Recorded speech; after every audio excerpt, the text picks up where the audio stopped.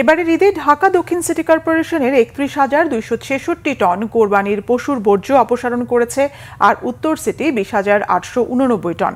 কোরবানির বর্জ্য অপসারণ নিয়ে আলাদা সংবাদ সম্মেলনে ঢাকার ২ সিটি কর্তৃপক্ষ এই তথ্য জানায়। ঢাকা দক্ষিণ বর্জ্য অপসারণের সমাপ্তি টানলেও চলমান রেখেছে উত্তর সিটি। ঈদের তৃতীয় দিনের মাথায় আনুষ্ঠানিকভাবে কুরবানির পশুর বর্জ্য অপসারণ নিয়ে আলাদা সংবাদ সম্মেলন করে ঢাকার ২ সিটি কর্পোরেশন। সোমবার বিকেলে ঢাকা ওয়াসা কার্যালয়ে সংবাদ সম্মেলনে ঢাকা দক্ষিণ সিটির প্রশাসক জানান, ঈদের ৩ দিনে মোট ১,৬৬,৭৮৮টি পশু কুরবানি হয়েছে। আর কুরবানির বর্জ্য অপসারণে দক্ষিণ সিটিতে ১২,৮৫৩ জন কর্মী কাজ করেছে। ঢাকা দক্ষিণের মোট ৭৫টি ওয়ার্ডের ৩১,২৬৬ টন বর্জ্য অপসারণ করার কথা জানান তিনি।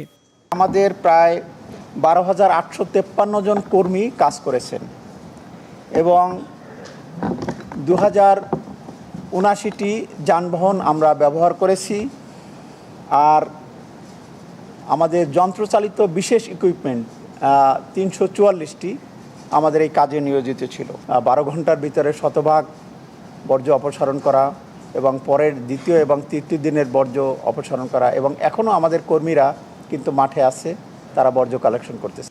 একই দিন বিকেলে কুরবানির বর্জ্য ব্যবস্থাপনা নিয়ে উত্তর সিটিতে সংবাদ সম্মেলন করেন প্রশাসক। এবার উত্তর সিটিতে মোট ৪,৬৭,০০০ পশু কুরবানি হয়েছে। ২০,৮৮৯ টন বর্জ্য অপসারণ করার কথা জানায় ঢাকা উত্তর সিটি কর্পোরেশন। আজকে ২টা পর্যন্ত যদি আমরা আমাদের হিসাব ধরি, ২টা পর্যন্ত আমরা ২০,৮৮৯ টন বর্জ্য উৎপাদিত হয়েছে, যেটা আমরা কালেক্ট করতে পেরেছি এবং ল্যান্ডফিলে আমরা ডাম্প করতে পেরেছি।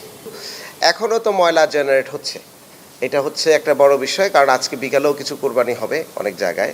তো সেগুলো কোরবানি হলে আমরা সেগুলো কালেকশন করব। তো সুতরাং অফিসিয়ালি আমরা ভেবেছিলাম আজকে ময়লা কোরবানির বর্জ্য অপসারণের আমরা সমাপ্তি ঘোষণা করব, কিন্তু সেটা আমরা কন্টিনিউ করব আমরা সমাপ্তি ঘোষণা না করে।